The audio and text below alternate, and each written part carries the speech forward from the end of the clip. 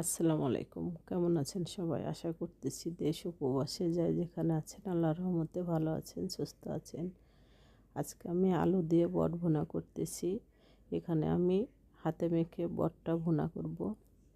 এখানে আমি তেল, গরম মশলা, পেঁয়াজ, আদা বাটা, রসুন বাটা, জিরা বাটা, হলুদের গুঁড়া, ধনিয়ার গুঁড়া, মরিচের গুঁড়া, লবণ, তেজপাতা সব দিয়ে আমি এখন হাতে মেখে বটটাকে চাপিয়ে দেব।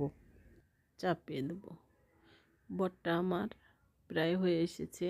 বটটাকে আমি ভালো করে আগে কষিয়ে নিয়েছি।